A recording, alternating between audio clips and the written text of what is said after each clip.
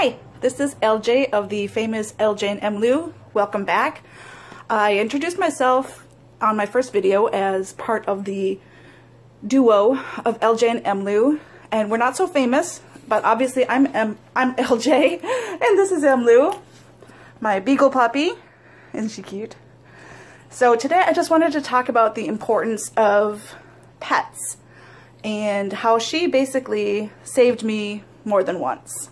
She's very camera shy, so she may jump down, but she is 9.5 years old. I have had her for 8.5 years, and I got her from a shelter.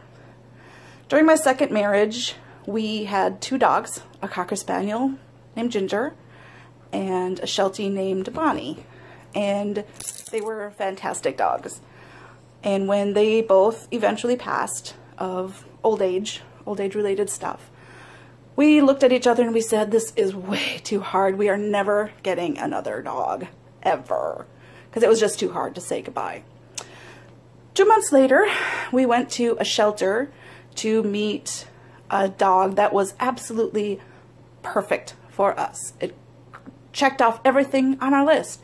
It was mid-sized, adult, not a puppy, potty trained. I mean, the list was crazy, and this dog met every single criteria. So we get to the shelter and we meet the dog, and there was just no connection. And those of you that have adopted pets, you know what I'm talking about. She had no special interest in us, and we had no special interest in her. So we said, that's it. You know, that's the breaks. We'll come back another time. Well, walking through the shelter, we saw this little girl in a little cage. She had just come in a few days prior and had just been spayed. And she was very quiet and kind of shaking in the corner. And at that point, she was 9 months old or so. I mean, it's all a guess, obviously, but she didn't fit really any of our criteria except for the fact that she was a female. So we talked about it and we said, no, dang it, for once, we're going to stick to our guns and do what we said we're going to do. So we actually left her there. And my daughter was with us, and we went home, and we got up the next morning, and my daughter comes downstairs and says, we have to go get that dog. We have to. And all 3 of us were thinking the exact same thing. So I called the shelter and said, we are on our way. And she said, there's somebody here in an hour that wants to take a look at her. So we basically threw our coats on. Mind you, this was February. And we went and got to the shelter, and she was still there. And we adopted her on the spot. She was very quiet. We got her home, she was shaking all the way.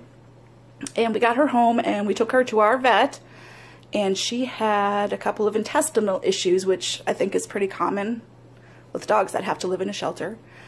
And we got those fixed, and it turns out that she is not a quiet little mellow puppy that we thought she was. She was feisty, and I loved it. And right from the start, she was my puppy. She was my dog. It took about 2 weeks to potty train her, which really isn't that bad. Of course, we had to adopt her in the middle of a frigid Minnesota winter, so that made it a little bit more of a challenge. She doesn't like cameras. So we got her home. She would play with stuff. She would grab things and run with them and make you chase her.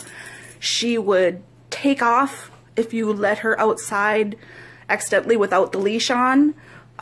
She was just a stinker pants. And man, I love that dog.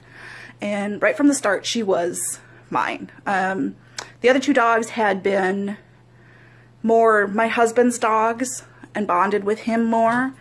But Emma and I bonded immediately. And then a couple of years after that, my husband and I got a divorce, and there was no question of who would get doggy custody. That would be me.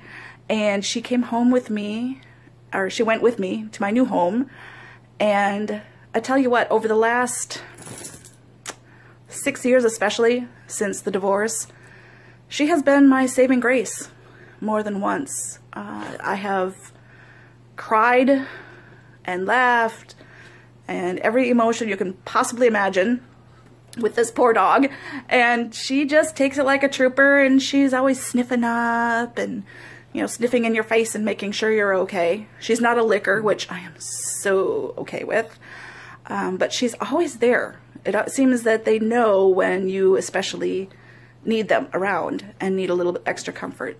So she has seen me through the divorce and a couple of bad relationship breakups, the death of my mom, and then a year and a half later, the death of my dad, my nephew going through bone cancer when he was just 16 years old. She's been through a lot with me, and I can't even seriously think of the day when I don't have her. But she's 9.5, and I know it'll happen at some point. But the whole point of my video today is they are such a part of your life once you get them. And she has literally saved me more than once. There have been days where I would not have gotten out of bed except for that nose stuck in my face in my bed saying, I have to get up, I have to go out, I have to eat. And that got me out of bed and got me moving on those days where I didn't want to. I just wanted to stay in bed under the covers wallowing in self-pity. And, you know, that still happens. But she helped get me through some of the darkest moments. And I cannot imagine not just having a life without Emma, but having a life without a dog or a cat or that companion that is unconditional love, constant unconditional love.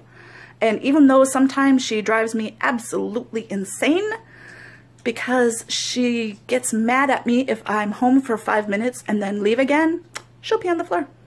Even if I let her out when I get home, if I'm only home for 5 minutes and I haven't been paying enough attention to her, she'll pee on the floor. But I still love her. It doesn't matter because it's just part of her personality. And I know that people who aren't real dog people won't understand that, but her quirks are what make her so unique and wonderful and make her who she is, and I love her very much. So if you have a pet that is your saving grace, as Emlu has been mine, feel free to share, feel free to share a picture or a story. I know it's not something that everyone understands, but those of you that have been through this, I know will understand. And I would love to hear your stories. So until next time, thank you very much for watching, and have a very, very happy Christmas season from LJ and Emlu. Thanks.